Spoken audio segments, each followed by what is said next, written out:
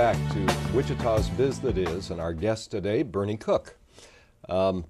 We've been talking about things that have changed in lobbying.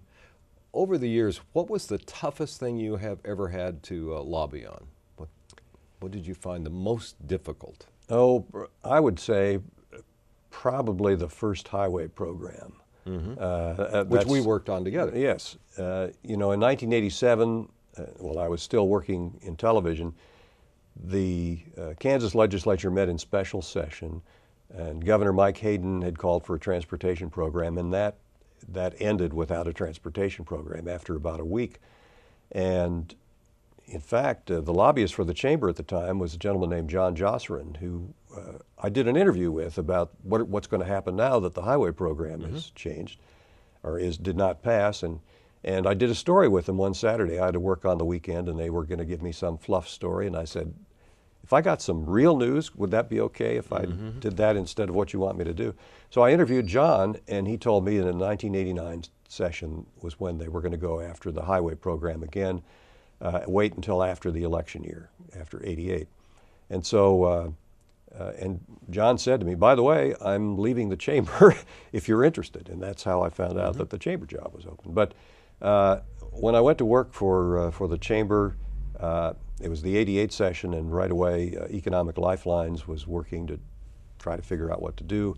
And that was a long, involved process and was really pretty nerve-wracking. In fact, I remember the vote in the House.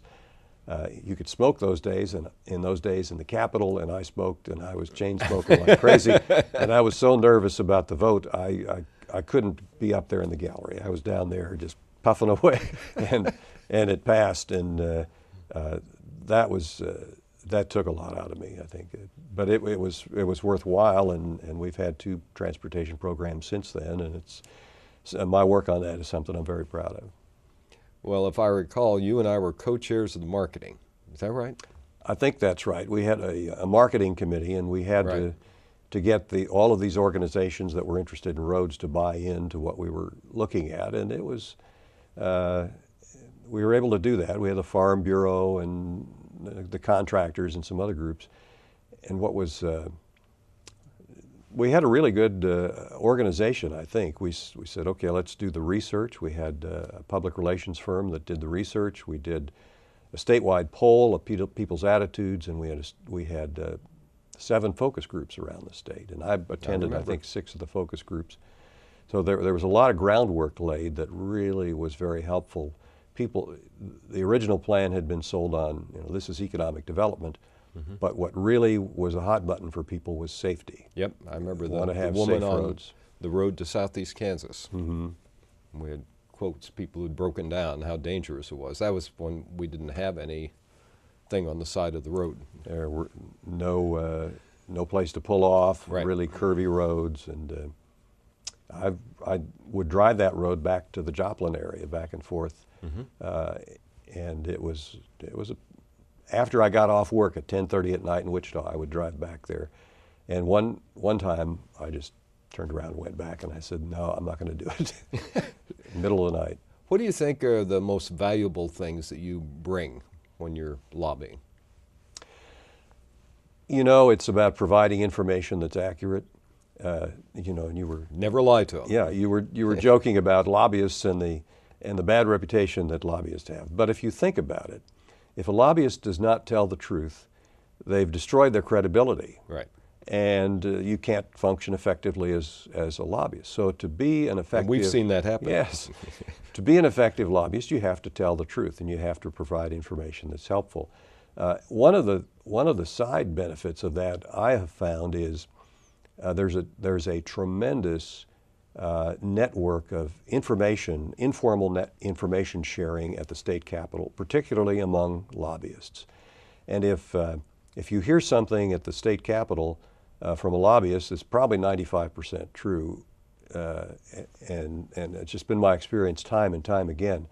One of the, well, look at it this way. I'm one person. I'm supposed to lobby the legislature. There are 40 members of the Senate, there are 125 members of the House, there are dozens of committees, and there will be hundreds of bills. Right. That is really difficult for one person to keep track of. So you have to depend. I don't know that anybody keeps Yeah. track of all of those. You have to depend on your network of folks. Mm-hmm. And so when you see lobbyists hanging around talking, they really are working, because they are, what did you hear today about what happened in this committee, what happened in that one? I couldn't go to the Commerce Committee, but I'll tell you what happened in the Tax Committee if you tell me what happened in the Commerce Committee. It's a very effective, informal communication system. Well, let's turn it a little lighter. There have got to be some really amusing things that have happened. Are there any that you could tell us without Well, getting yourself in deep doo-doo with somebody up there? I've had some. I had a string of things happen to me, 3 or 4 years in a row. I got robbed at gunpoint and fought with the guy over the gun. And that wasn't an amusing Tried one. to carjack Bernie. And but the one that, and I also saved a guy's life.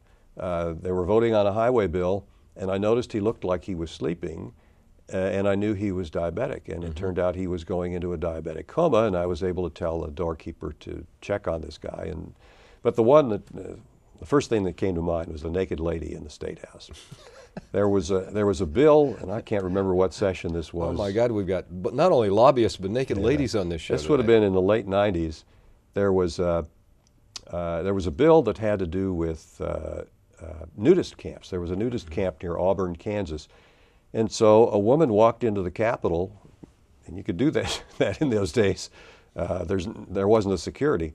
There was a woman who walked into the Capitol naked, and I think a lot of people thought she was there as some sort of publicity stunt about this nudist thing, but she wasn't. She was walking with her hands under her armpits, and I was standing at the bottom of some stairs looking at some bills, and I felt somebody brush by me, and I looked up, and going up the stairs was this naked woman, and I decided I better tell security, and I was right there by the door where the security office is. I knocked on the door, and I said, "There's a naked woman going upstairs." And he said, "Are you sure?" And just then, coming down the stairs was Chip Whelan, who was a lobbyist, and he had to have passed her on the stairs. And I said, "Naked lady, right?" And he said, Now, I'm going to stop you because we need to take a break. Okay. So everybody, please come back for the finish of Bernie's great story.